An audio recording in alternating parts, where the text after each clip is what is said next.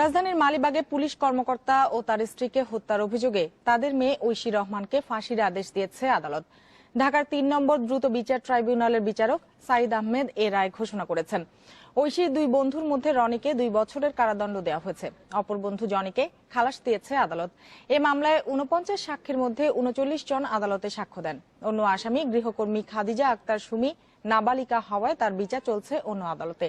২০১৩ সালে ১৬ আগস্ট মালিবাগের চামেলিবাগে নিজেদের বাসায় খুন হন পুলিশের বিশেষ শাখার পরিদর্শক মাহফুজুর রহমান ও তার স্ত্রী স্বপ্না রহমান।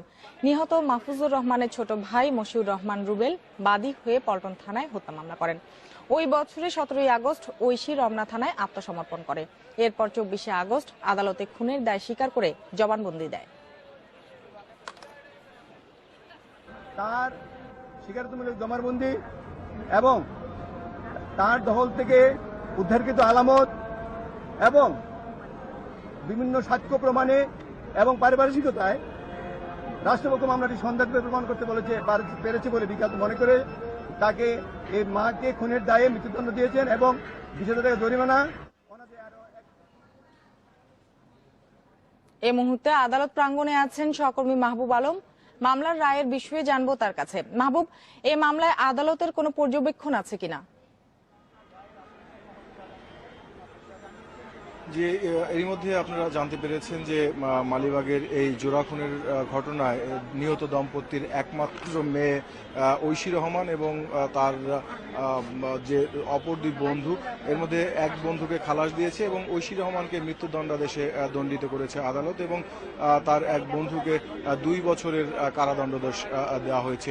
তো আদালত যে পর্যবেক্ষণ দিয়েছে সেই পর্যবেক্ষণে যেটি বলা হয়েছে যে ঐশী রহমান আসলে পরিকল্পিতভাবেই এই হত্যাকাণ্ডের ঘটনা ঘটিয়েছেন এবং আসামি পক্ষ বারবার যেটি প্রমাণ করতে চেয়েছিলেন যে ঐশী রহমান নাবালিকা এবং শিশু অবস্থায় তিনি বুঝতে না পেরে এই হত্যাকাণ্ডের ঘটনা ঘটিয়েছে। বন্ধুরা সেই বন্ধুদের প্ররোচনায় তিনি বিষয়টি জানা সত্ত্বেও সেটি গোপন করেছিল, কিন্তু এই আসামি পক্ষের দাবিটি আসলে আদালতে ধোপে টিকেনি। এ কারণে তাকে মৃত্যুদণ্ডাদেশে দণ্ডিত করা হয়েছে।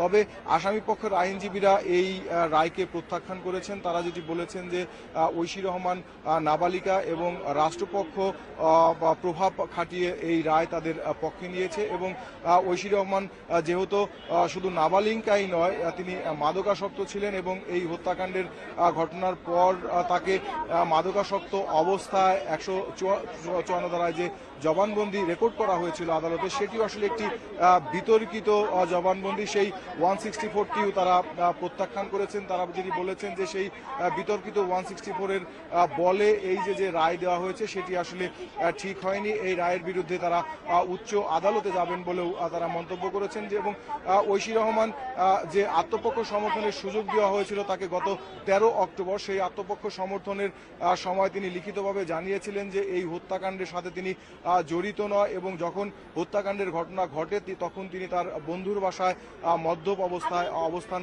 করছিলেন। এবং সবচেয়ে স্পর্শকাতর একটি বিষয় তুলে ধরেছে আসামি পক্ষের আইনজীবীরা, সেটি হচ্ছে যে তিনি আসলে ঐশী রহমান নাবালিকা না সাবালিকা এটি প্রমাণ করার জন্য একটি যেটি করা হয়েছিল সেখানে সেই পরীক্ষাটিও সঠিকভাবে করা হয়নি। সেখানে ৬ দফা এক্সরে করার কথা থাকলেও ২ দফা এক্সরে সম্পন্ন করে অসম্পূর্ণভাবে পরীক্ষার মাধ্যমে তার বয়স নির্ধারণ করা হয়েছে। সেই প্রক্রিয়াটিও ভুল ছিল বলে দাবি করেছে আসামি পক্ষের আইনজীবীরা। তো মোটামুটি এই মামলার যে আপনি জানেন যে ৪ জন আসামি ছিল, ঐশী রহমান এবং তার বন্ধু রনি, জনি এবং তার কাজের মেয়ে সুমি নাবালিকা থাকার কারণে তার বিচারটি আলাদাভাবে শিশু বিচার আদালতে চলছে বলে আমরা জানতে পেরেছি। তো মোটামুটি আদালতের পর্যবেক্ষণ আসামি এবং রাষ্ট্রপক্ষের আইনজীবীদের এরকম দাবিগুলোই ছিল। তো আমার কাছে এই ছিল সর্বশেষ পরিস্থিতি।